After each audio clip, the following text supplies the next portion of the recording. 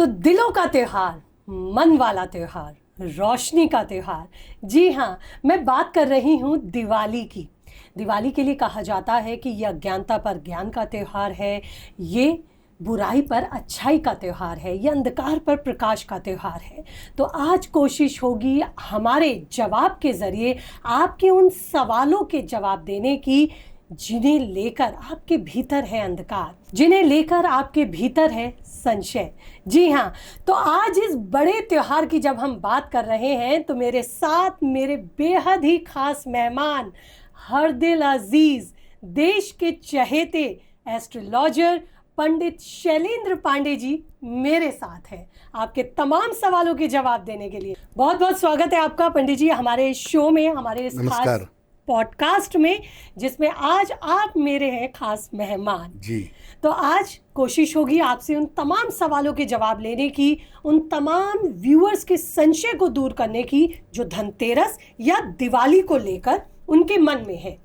सभी जानते हैं, इन दिनों हम देख रहे हैं जो सबसे ज़्यादा सर्च किया जाने वाला सवाल है वो है दिवाली की तारीख को लेकर। वो है दिवाली 31 की है या 1 नवंबर की है। तो इस पर भी मैं बात करूंगी। मैं बात करूंगी धनतेरस की, जिसे दिवाली के आगे कमतर करके आंका जाता है, जबकि माना यह जाता है कि दिवाली से भी बड़ा दिन धनतेरस होता है। लेकिन धनतेरस और दिवाली आप कैसे मनाएं? क्या है शुभ मुहूर्त? क्या है शुभ तिथि? कौन सी राशि के लिए इस बार दिवाली है खास, और जिनके लिए नहीं है खास वो क्या करें खास अपनी दिवाली को खास बनाने के लिए? तो इन तमाम सवालों के आज मैं जवाब लूंगी आपके चहेते, देश के चहेते पंडित शैलेंद्र पांडे जी से। तो चलिए पंडित जी, मैं शुरुआत करती हूँ।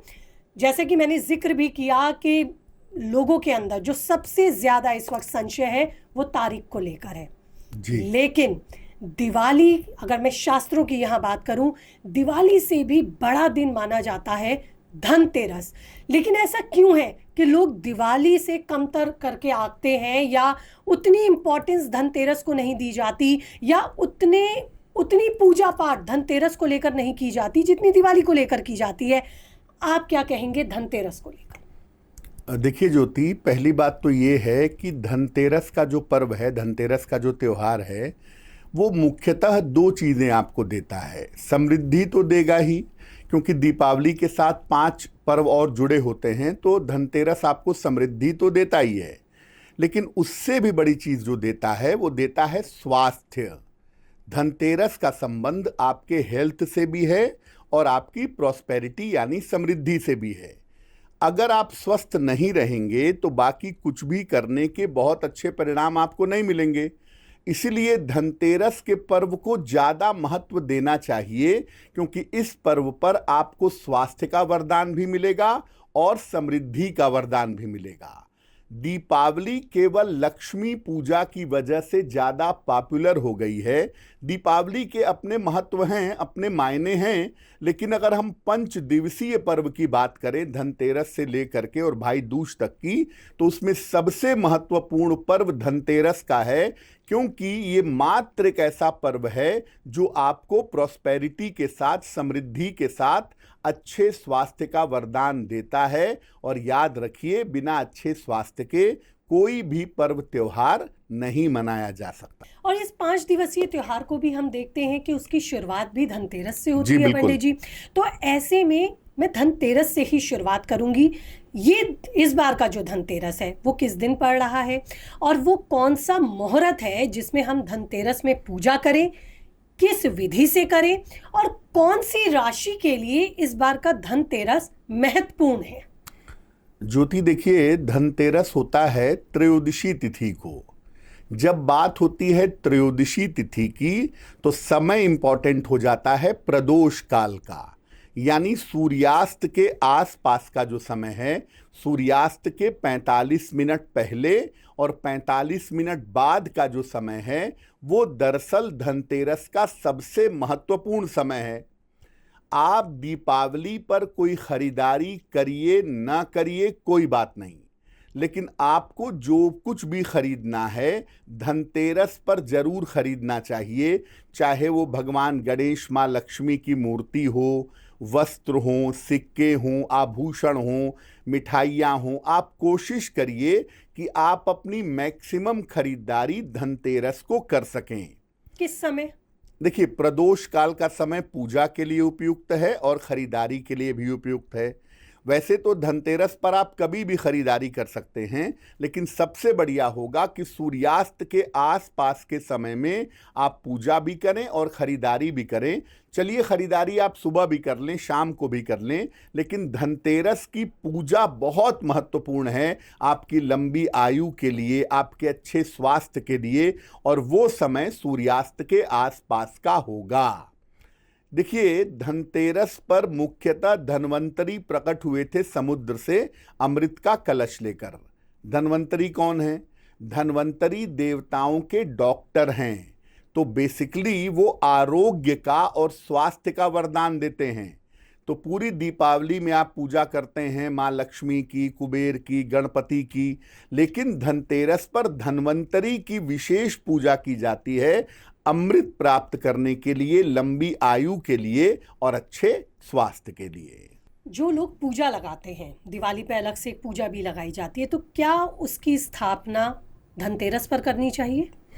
ज्योति, धनतेरस पर जो पूजा होती है वो प्रदोष काल में होती है, और दीपावली की जो पूजा होती है जिसमें लक्ष्मी का आगमन एक्चुअली हम मानते हैं, वो होता है महानिशीथ काल में, यानी एग्जैक्टली मिडनाइट का समय होता है, जिसको महानिशीथ काल कहते हैं। महानिशीथ काल में ही महालक्ष्मी की पूजा होती है। आप अपने परिवार में बाकी प्रदोष काल में दीपावली पर भी पूजा करें, कोई हर्ज नहीं है, लेकिन जो आप धनतेरस पर पूजा करेंगे वो प्रदोष काल में करेंगे। भगवान धन्वंतरी की और कुबेर की और माता लक्ष्मी की जो वास्तविक पूजा होती है, बड़े बड़े संस्थानों में, उद्योगपतियों के यहाँ, बड़े बड़े व्यवसायों में, उपक्रमों में, वो महानिशीथ काल में पूजा की जाती है। मध्य रात्रि को एग्जैक्टली महानिशीथ काल में महालक्ष्मी का आगमन होता है, ऐसा माना जाता है। बिल्कुल। तो मैं पंडित जी से आगे ये भी जानूंगी कि ये महानिशीथ काल का वक्त कौन सा है, वो कौन सा वक्त है जब आपको महालक्ष्मी के आगमन के लिए, उनके स्वागत के लिए तैयार रहना है। लेकिन अभी मैं जानने जा रही हूँ आपकी राशि के अनुसार वो खरीदारी जो आपके लिए होगी शुभ। धनतेरस पर राशि के अनुसार क्या आप खरीदें, बताइए पंडित जी। बिल्कुल। देखिए, खरीदारी करते कैसे हैं? जिस राशि के लिए जिस चीज की जीवन में कमी है, उससे संबंधित चीज अगर आप धनतेरस पर खरीद लेंगे तो वो चीज आपकी पूरी हो जाएगी और अगले साल भर आपको उसका अभाव नहीं होगा। अब राशियों की 12 राशियां हैं। 12 राशियों में क्या है कि हर राशि का अलग अलग एलिमेंट है। जैसे मेष, सिंह और धनु, ये तीनों अग्नि की राशियां हैं और अग्नि को बैलेंस करता है हमेशा जल। इसीलिए मेष, सिंह और धनु राशि के लोगों को चांदी जरूर खरीदनी है। इस बार आप चांदी खरीदें, सफेद रंग की कोई वस्तु खरीदें, जल का कोई पात्र खरीदें। मेष, सिंह, धनु वालों के लिए सफेद वस्तुओं की, विशेषकर चूंकि धातु खरीदने की परंपरा है, इसलिए चांदी खरीदना मेष, सिंह और धनु वालों के लिए बेहतर होगा। अब दूसरी कैटेगरी की राशि है वृषभ, कन्या और मकर। पृथ्वी तत्व की राशि है और वास्तव में जो सबसे ज्यादा धनवान राशियां ज्योतिष में मानी जाती हैं वो वृष, कन्या और मकर राशि ही है, जिनके पास धन जरूर होता है किसी भी स्थिति में। तो वृषभ, कन्या और मकर वालों को अपने धन को सिक्योर करना है, संचय करना है। पर्स खरीदिए, वॉलेट खरीदिए, अलमीरा खरीदिए। दीपावली पर लोग लॉकर खरीदते हैं, लॉकर खरीदिए। यानी धन को सुरक्षित रखने के उपाय करिए। सोने में इन्वेस्टमेंट कर लीजिए, लॉन्ग टर्म के शेयर बाजार में इन्वेस्टमेंट कर लीजिए। जहां पर पैसा आप सुरक्षित रख सकें, ऐसे जगहों पर अगर आप इन्वेस्टमेंट करें या पैसे को सुरक्षित बनाएं तो बहुत बढ़िया होगा। तीसरी कैटेगरी है मिथुन, तुला और कुंभ वालों की। धन हो तो भी खुश हैं, नहीं हो तो भी खुश हैं। इनको किसी की चिंता नहीं है, पैसा रहता है तो भी प्रसन्न है, नहीं है तो भी हैं, पैसे के पीछे भागने की टेंडेंसी नहीं है, लेकिन फिर भी कृपा ईश्वर की है कि पैसा रहता है और पैसा खर्च भी बहुत करते हैं। मिथुन तुला कुंभ वाले पैसा सामान्यतः बचा नहीं पाते, इनको पैसे की सेविंग वाले पार्ट पे ध्यान देना है।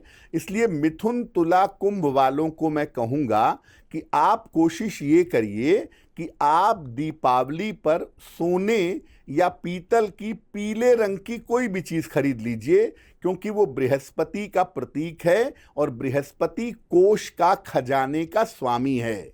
तो आप सोने का सिक्का खरीद लें, आप पीतल की मूर्तियां खरीद लें, पीले वस्त्र खरीद लें, पीली चीज़ें खरीद लें, बहुत ही बढ़िया होगा आपके लिए। और अंतिम कैटेगरी है कर्क, वृश्चिक और मीन की।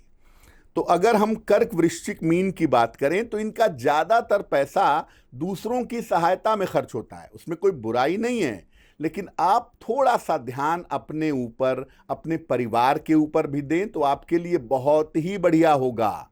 तो कर्क, वृश्चिक और मीन वालों को मैं ये कहना चाहूँगा कि आप इस बार दीपावली पर अपने पसंदीदा बर्तन खरीदिए। रसोई में काम आने वाले पसंदीदा बर्तन अगर आप खरीदते हैं, जितना चाहे बर्तन खरीदें, आप लोहा खरीदने से बचिएगा। स्टील के बर्तन, चांदी के बर्तन, तांबे के बर्तन, आप जितने बर्तन आप इस बार खरीदेंगे धनतेरस के अवसर पर और उसको प्रयोग करेंगे, उतना ही ज़्यादा आपके लिए बेहतर होगा। तो आपने देखा किस तरह से पंडित जी ने आपको इतने सरल तरीके से आपकी खरीदारी का भी समाधान दे दिया। आप अक्सर कंफ्यूज होते हैं कि मैं क्या खरीदूं, क्या नहीं खरीदूं, ये खरीदूं या ये। अब आपको कैसे अपनी राशि अनुसार क्या खरीदना है ये आपको पता चल गया।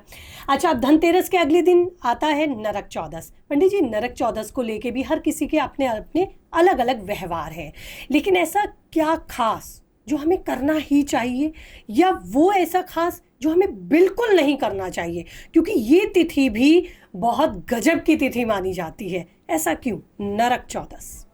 ज्योति, वैसे तो सामान्यतः हम साल भर में बहुत देवी देवताओं की पूजा करते हैं अलग अलग मौके पर, लेकिन साल में 2-3 मौके ही ऐसे होते हैं जब यम देवता की पूजा की जाती है। कोई अपने घर में यमराज को बुलाना नहीं चाहता कि भाई यमराज मेरे घर में आए, लोग उनको दूर से ही नमस्कार करते हैं क्योंकि वो मृत्यु के देवता हैं। तो क्या वो सच में आते हैं उस दिन? नहीं, यमराज सच में नहीं आते, लेकिन एक प्रतीक है, एक सिंबल है कि हम हिंदू जो है ना वो मृत्यु की पूजा भी करते हैं। और हिंदू परंपरा ये कहती है कि जितना हम जीवन को महत्वपूर्ण समझते हैं उतना हम मृत्यु को भी महत्वपूर्ण समझते हैं। इसीलिए हम मृत्यु से डरते नहीं, हम मृत्यु का भी आवाहन करते हैं ताकि हम मृत्यु के माध्यम से मुक्ति मोक्ष तक पहुंच पाएं। 3 अवसर ऐसे हैं जब यम देवता की पूजा की जाती है। एक वट सावित्री पे करते हैं। सत्यवान सावित्री की कथा हम सब ने सुनी है कि सावित्री ने सत्यवान के प्राण बचाए, उस दिन यमराज की पूजा होती है। एक होती है जो आप कह रही हैं नरक चौदस पर, उस दिन भी यमराज की पूजा की जाती है। यम देवता से लंबी आयु की, अच्छे स्वास्थ्य की प्रार्थना की जाती है। और एक यम देवता की पूजा होती है भाई दूज पर, जब यमराज अपनी बहन यमुना के घर गए और यमुना ने पहली बार भाई दूज का पर्व मनाया, वो भी यमराज से जुड़ा हुआ है। नरक चौदस जो है उसका नाम सुन के लगता है कि नरक की बात हो रही है, कैसा पर्व है। देखिए, बहुत सारी चीज़ें इसके साथ जुड़ी हुई हैं। नरक चतुर्दशी पर एक तो लंबी आयु का वरदान मिलता है अगर आप विधि विधान से यम देवता की पूजा करें और प्रार्थना करें। दूसरा, इसको रूप चौदस भी कहते हैं, रूप चतुर्दशी भी कहते हैं। यानी इस दिन अगर आप विशेष तरीके से स्नान करें, पूजा उपासना करें, श्रृंगार करें, तो आपको सौंदर्य का, रूप का वरदान भी मिलेगा। नरक चतुर्दशी की एक बड़ी महत्वपूर्ण कथा है जो दरअसल दिवाली तक शिफ्ट होती है। नरक चतुर्दशी पर एक राक्षस था नरकासुर, उसने आक्रमण कर दिया द्वारका पर। कृष्ण उस समय द्वारका में मौजूद नहीं थे। कृष्ण की एक पत्नी है सत्यभामा, उन्होंने उस राक्षस का वध कर दिया और नरक चतुर्दशी पर नरकासुर का वध हुआ, इसलिए भी द्वारका के लोगों ने खुशियां मनाई।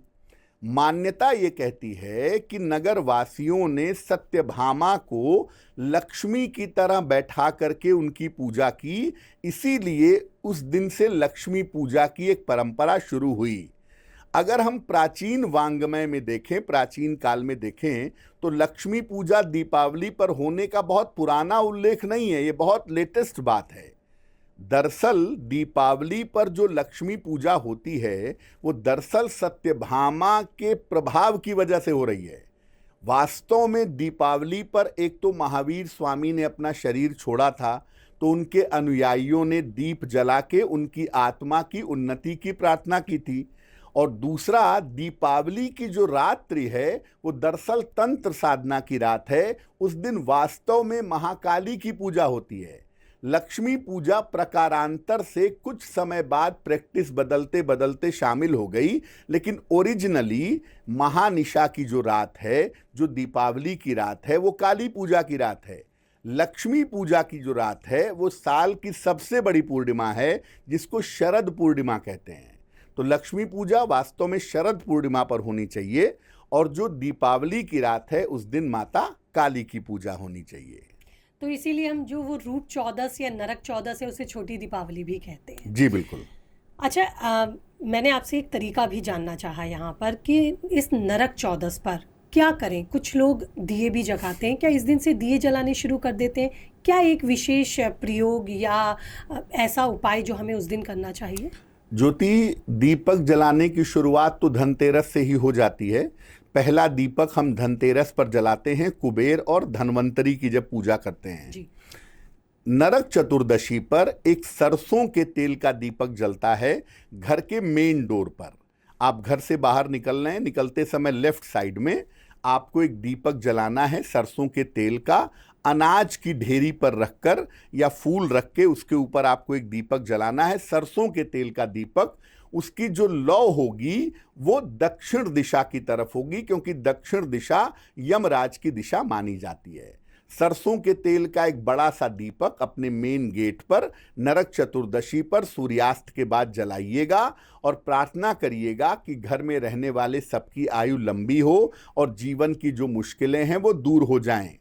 अब बहुत सारे लोग फैशन में क्या करते हैं कि नरक चतुर्दशी पर भी बहुत सारे दीपक जला डालते हैं कि मेन डोर पर भी जला दिए, देहरी पर भी जला दिए, आंगन में भी जला दिए। नहीं, उसका एक सिस्टम है। बहुत सारे दीपक केवल दीपावली पर जलेंगे। धनतेरस पर भी एक ही दीपक जलेगा आपके घर के पूजा स्थान पर, भगवान धनवंतरी और कुबेर के लिए घी का दीपक। नरक चतुर्दशी पर केवल एक दीपक जलेगा घर के बाहर, सरसों के तेल का दीपक यम देवता के लिए। और दीपावली पर आप दीपक जितने चाहें जला करके पूजा उपासना कर सकते हैं।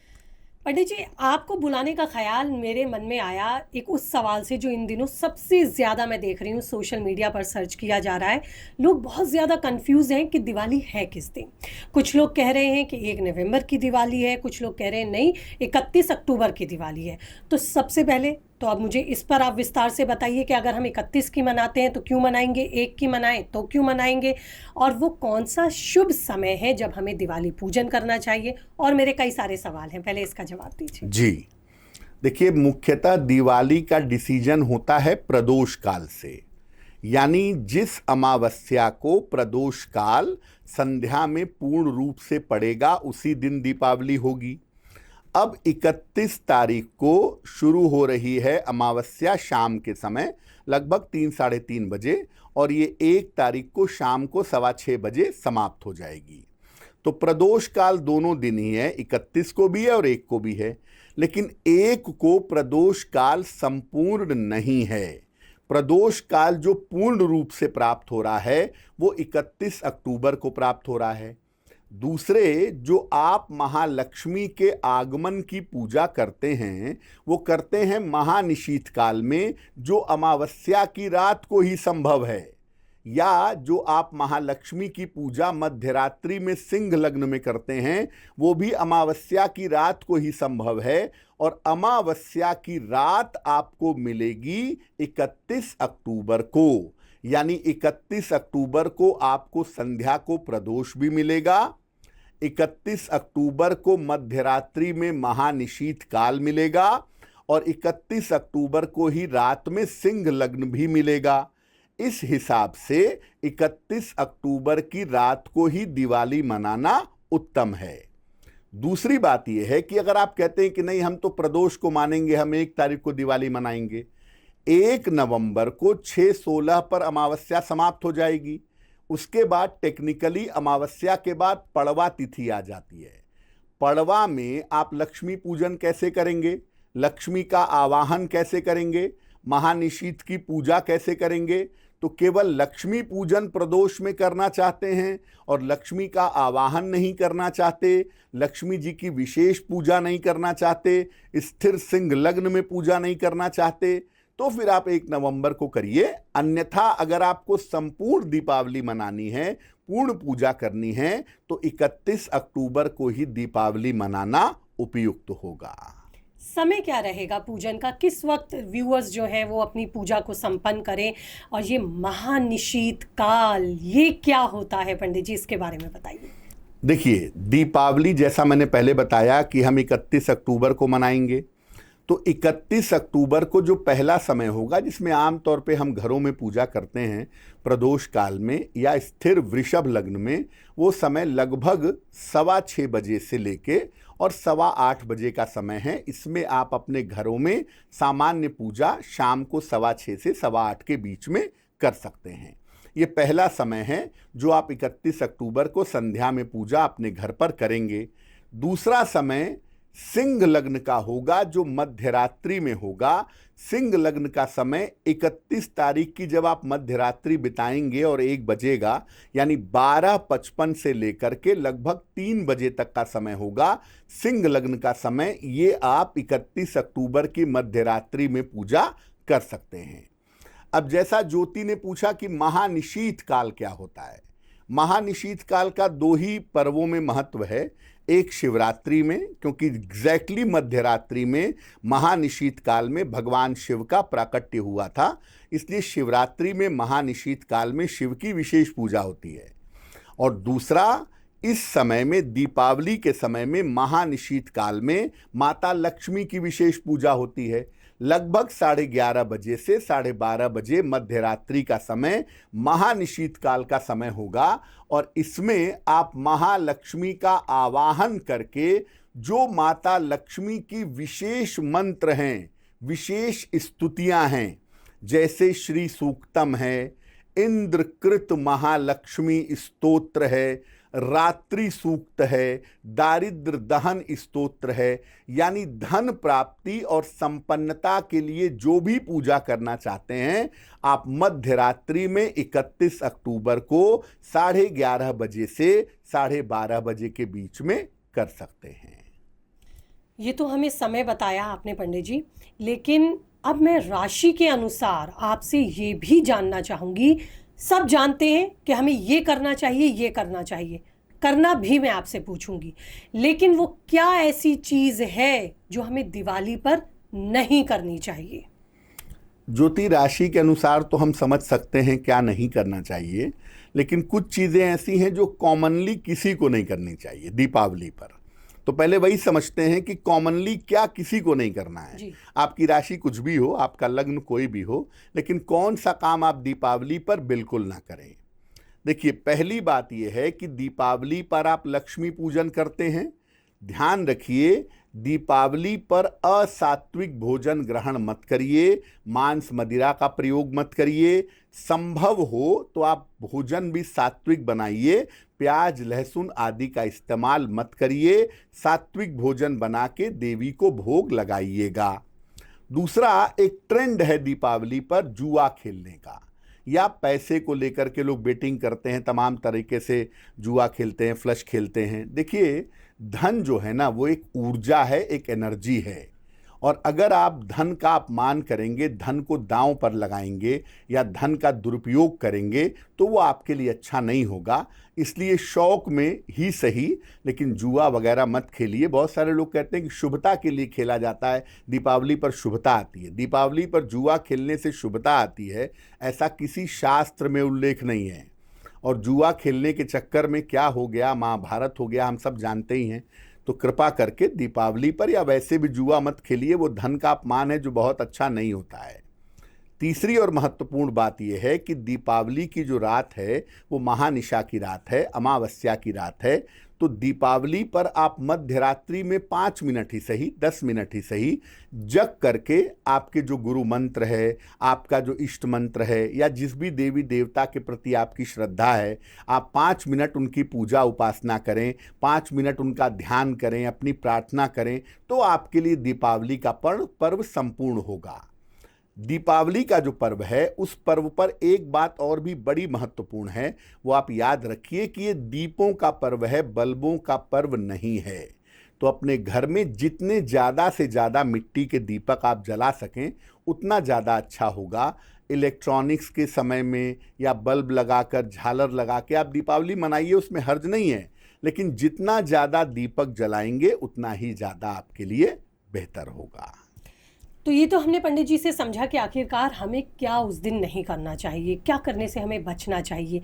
अब राशि अनुसार भी मैं आपसे जल्दी से अपने व्यूअर्स के लिए ज़रूर जानना चाहूँगी पंडित जी, क्योंकि बहुत विशेष दिन कहा जाता है, बहुत बड़ा दिन आपने भी बताया। तो क्या कुछ खास करें अपनी राशि के अनुसार, और किस राशि के लिए इस बार की दिवाली बेहद शुभ है और जिन राशियों के लिए नहीं है वो कैसे इसे शुभ बनाएं? बिल्कुल। तो अब ये समझते हैं कि अलग अलग राशियों के लोग क्या करें और क्या ना करें। जी। अग्नि राशियों की बात करें, मेष, सिंह और धनु। देखिए, ये जो 3 राशियां हैं ना, इनमें दुर्घटना की संभावनाएं सबसे ज़्यादा होती हैं। और दीपावली के पर्व पर हम जानते हैं कि सावधानी हटी दुर्घटना घटी। फायर का मामला, अग्नि का मामला, बिजली का मामला अक्सर नुकसान पहुंचा देता है आपको। तो अगर आपकी राशि मेष, सिंह या धनु है तो आप दीपावली मनाते समय, दीपक जलाते समय, या अगर आतिशबाजी कर रहे हैं तो बहुत अलर्ट होइए, बड़ी सावधानी के साथ आप दीपावली का पर्व मनाइए, क्योंकि आपकी राशियां एक्सीडेंट प्रोन हैं। तो आपको जल्दबाजी किसी तरह की नहीं करनी है, आराम से चैन से दीपावली मनानी है। और मेष, सिंह और धनु वाले ये जरूर कोशिश करेंगे कि इस बार दीपावली पर किसी भी धर्म स्थान में जाकर, किसी भी मंदिर में जाकर एक दीपक जरूर जला देंगे, आपके जीवन में प्रकाश फैल जाएगा। अब धन की सबसे बड़ी राशियां वृषभ, कन्या और मकर। पैसे को दांव पर मत लगाइए, जुआ मत खेलिए, गलत तरीके से पैसे का प्रयोग मत करिए। आपको पैसे की बेटिंग नहीं करनी है, जुआ नहीं खेलना है। ये सब करने से आप दिवाली पर बचिएगा। आपके लिए बेहतर होगा कि आप कुछ ना कुछ दान करें। किसी गरीब व्यक्ति को वस्त्र का दान कर दें, धन का दान कर दें, बर्तनों का, मिठाई का, खिलौनों का, जो आपसे संभव हो सके आप इस दीपावली पर दान जरूर करिएगा। मिथुन, तुला और कुंभ वाले, आप दीपावली पर जरा खान पान का ध्यान रखिएगा। बहुत खुशी में, बहुत चैन में, आनंद में इतना मत खा लीजिएगा कि डाइजेशन आपका बिगड़ जाए। तो दीपावली मनाइए, आनंद से मनाइए, खुशियों से मनाइए, लेकिन खान पान को लेके बहुत अलर्ट रहिए, क्योंकि आपकी सेहत बिगड़ जाएगी तो त्योहार का मजा किरकिरा हो जाएगा। क्या करेंगे? आपको बहुत सारी खुशबू वाली चीज़ों का इस्तेमाल करना है इस दीपावली पर। ढेर सारी धूप बत्तियाँ जलाएं, ढेर सारी अगरबत्तियाँ जलाएं। अब परफ्यूम्ड कैंडल्स भी आते हैं, आप वो जलाएं, जिससे प्रकाश के साथ थोड़ी सुगंध भी फैले, और अगर ये फैलेगी तो आपका जीवन बहुत ही अच्छा होगा। और अंतिम 3 महत्वपूर्ण राशियां कर्क, वृश्चिक और मीन। क्या नहीं करना है दीपावली पर? देखिए, दीपावली पर घर में किसी तरह की अशांति ना हो, किसी तरह का विवाद ना हो, इसका ध्यान रखिए। और घर की महिलाओं के साथ बुरा व्यवहार मत करिए। आपकी बेटी, आपकी माँ, आपकी पत्नी, इनके साथ अच्छा व्यवहार करना है आपको। और कर्क, वृश्चिक और मीन वाले इस बार दीपावली पर सफ़ेद चीज़ों का दान कर देंगे। सफ़ेद मिठाई है, सफ़ेद बर्तन है, चांदी है, ये दान आप इस बार दीपावली पर करिएगा, आपके लिए बहुत अच्छा रहेगा। पंडित जी, कुछ संकेतों की मैं यहाँ बात कर लेती हूँ। अक्सर हम जब रील स्क्रॉल कर रहे होते हैं तो ये देखने को मिलता है कि सुनने में आया कि अगर दीपावली पर काली बिल्ली दिखती है तो ये दिखना बड़ा शुभ होता है, अगर वैसे दिखती है तो इतना शुभ नहीं होता। तो ऐसे और कौन कौन से संकेत हैं जो अगर किसी को उस दिन मिलते हैं तो वाकई वो शुभता का प्रतीक माने जाते हैं? ज्योति, अगर हम भारतीय परंपरा की बात करें तो भारतीय परंपरा में बिल्ली को कभी भी शुभ पशु या शुभ प्राणी नहीं माना गया है। हमारे यहाँ कुत्ते को, गाय को, सबको माना गया, लेकिन बिल्ली के बारे में आपको कोई भी उल्लेख नहीं मिलेगा। ज़्यादातर बिल्लियाँ जो भारतीय परिवेश में आईं उस पर चाइना का प्रभाव है। चाइना और जापान की वजह से भारत के लोगों का बिल्ली की तरफ झुकाव हुआ, लेकिन टेक्निकली बिल्ली का दिखना या न दिखने से अमावस्या पर या दीपावली पर कोई प्रभाव नहीं पड़ता। जहाँ तक पशुओं की बात है, एक तो दशहरे पर नीलकंठ का देखना शुभ होता है। जब हम गाय की पूजा करते हैं दीपावली के बाद तो गाय की पूजा करना शुभ है, लेकिन आपको काली बिल्ली दिख जाएगी और दीपावली बड़ी शुभ हो जाएगी, ऐसा कुछ नहीं है। हाँ, ये जरूर है कि बिल्ली अगर आपने पाली है तो भैया थोड़ा ध्यान रखिएगा, क्योंकि बिल्ली एक चंचल प्राणी है और दीपावली पर थोड़े से खतरे आग से हो सकते हैं, तो आप उसको नियंत्रण में रखिए।